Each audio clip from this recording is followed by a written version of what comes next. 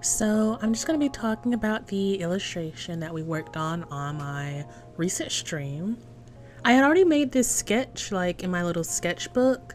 So right now I'm just like refining the shapes and I'm getting an understanding of like what I want to do stylistically. I know I don't want it to be as detailed as usual, just a little bit.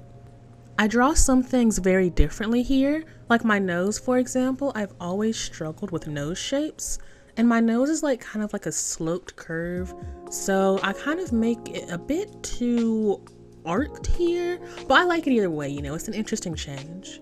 And I'm just going over with like very generic, like typical process stuff. Recently, I've been looking for like different methods to use when it comes to drawing. Like I like this style. This is how I would typically draw a comic. But sometimes I think about doing stuff like, painting over layers or working very loosely with line art and letting the color and the shadow speak for themselves without the harsh lines. Tell me what you guys like. Do you prefer it when you draw, if you're an artist, or I guess an enjoyer of art? Do you prefer art that has thick black lines, or do you prefer art that has like an indication of shape with just shadows, or like an in-between? I've always loved thick line art, but it's nice to change up sometimes.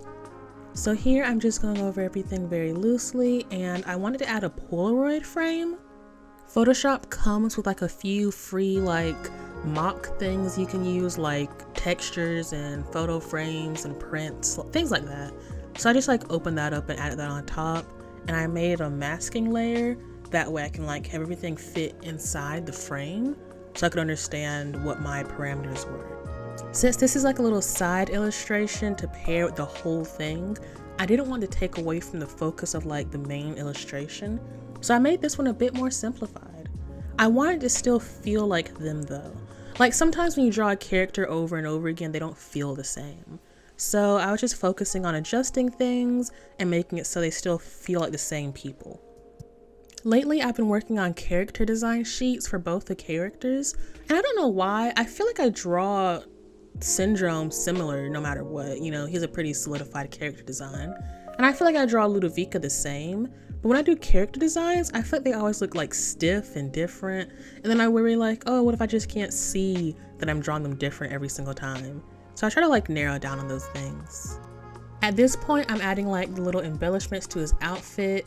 And conceptually, I was thinking this could be like an old Polaroid. Maybe they took it while they were out at a nightclub and like Syndrome's jealous, like, oh, who do you think you're looking at? This is my date, He's had a few too many shots at the bar or something, or just too many drinks in general.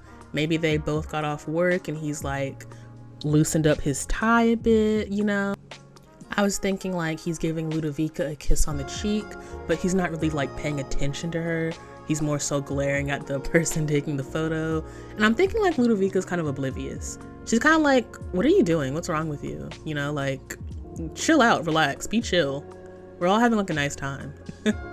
Now, I really like how this nose came out. It's not my nose, but I love drawing like really articulated faces, like with really strong bone structures. So this was like a really fun aspect of the illustration for me.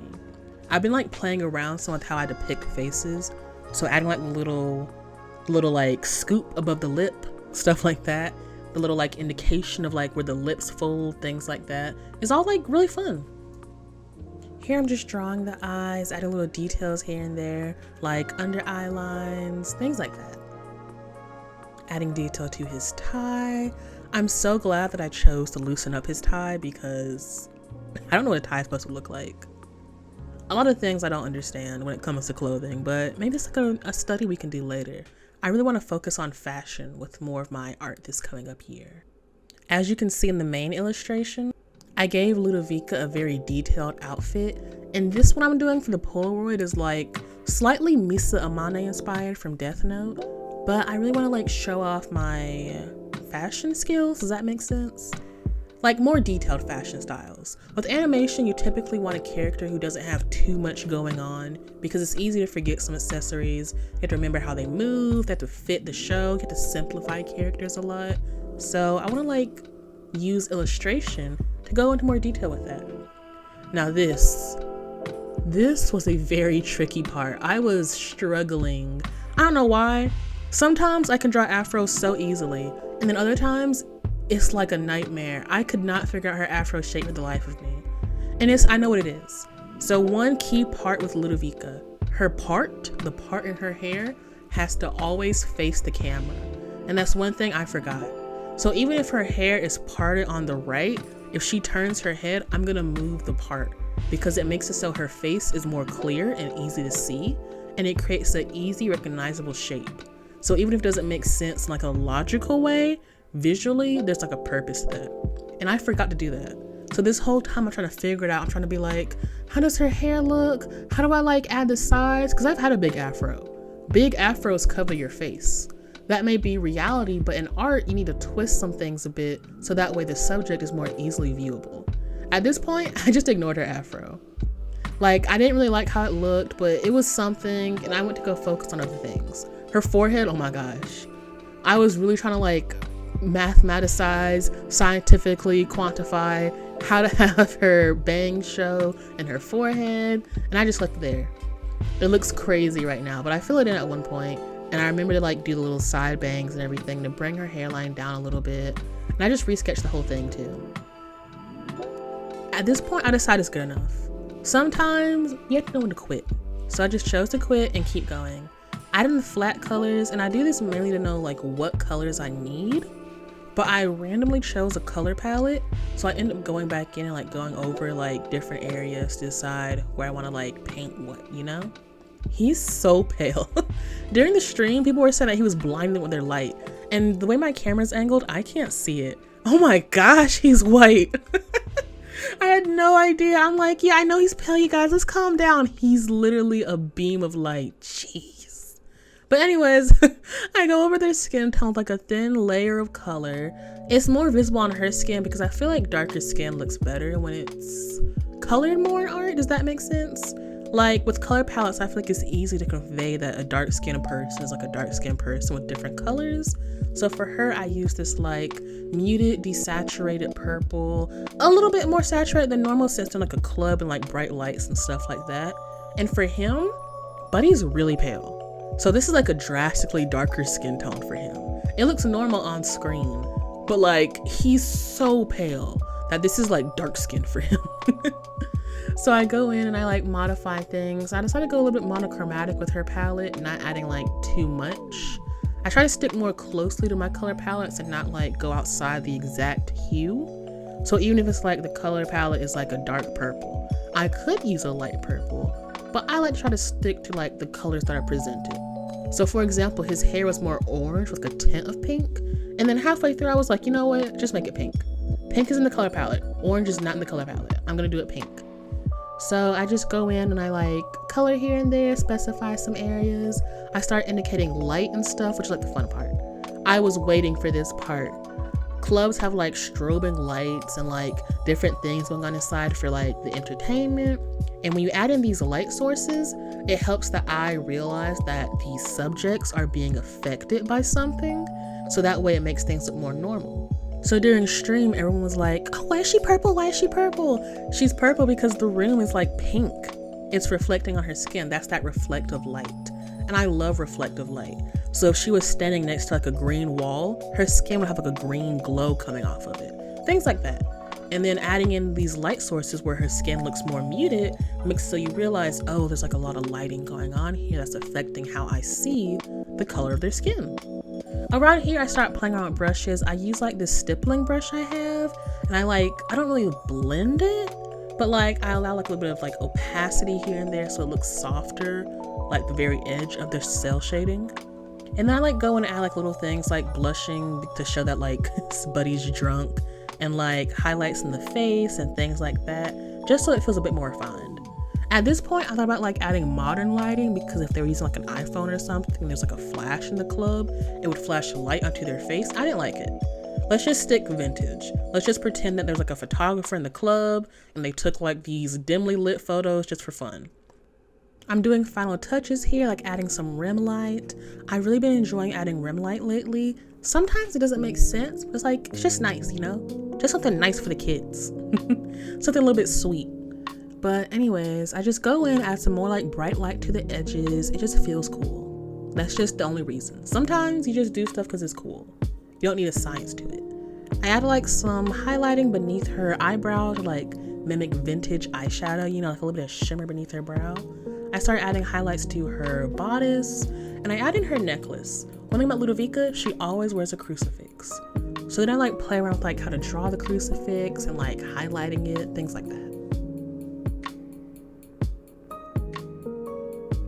I add some like shadows and lights to it, that way it's like shimmering jewelry, so you can like tell the texture of it. And then we add like a little note at the end. Like maybe Ludovica took the picture, that's what I was thinking anyways. I think photos like these are like really cute ways to tell a story without telling a story, you know? So after that, I add some lighting effects, and I feel like I'm gonna make more things like this. More like photographs, so it can be like, oh, here's like a glimpse into like them outside of the book, you know? At this point, the chat was like, give him a kiss cheek, like a kiss cheek mark. So then I worked on that a little bit. Low key, I hate drawing kiss cheek marks. I feel like they never look good. And if you have big lips, they look like huge pink marks on your face, you know? They don't look good. And she has huge lips. But I think it worked out okay. I kind of like faded it near the edges so it looked more realistic, things like that. Then I added like little notes she wrote, like, you look so cute, you know, like she took the pic. And then that's pretty much it. I like see how it all looks together. I go in to make sure everything looks okay. I do my typical thing of like making it in black and white. And I think I messed up at first, but I go back through it. What I basically do is I put the image in black and white. I check the contrast. I use curves to modify it. And then I lower the curves just a little bit so it's not too saturated. And then I take off the black and white filter to make sure that the contrast looks good. Then I move the layer back so it'll be behind the other image, that way her tail would show. I added Buddy's freckles because I forgot those for a second. I go to the other image to check to make sure everything looks okay there. Make sure it all like fits together. And once all that's done, then we add the little spicy pieces. Well, not that kind of spicy, but little like accessories. So since it's like a notebook, I like added some stick figure doodles. The chat had like ideas of stuff to draw. So I drew these like simple little quick stick figures of Buddy and Ludovica. And they were pretty fun. I haven't drawn stick figures since I was like 13, I think. So it was like a cute little moment. I like making his hair huge. That was the fun part about it. I do like doing simple little doodles like these. I feel like you can really capture the vibe you want in quick drawings, which is why I find sketchbooks like really helpful. I'm just using like a multiply layer to go over everything, add in the colors. I wasn't gonna go too crazy with these, and I was like, you know what? Everything in this image is detailed. Let's not get lazy here. Because if you get lazy on one part, it looks like it's slapped on, it looked like an afterthought, and like it was an afterthought, but it doesn't have to look like one.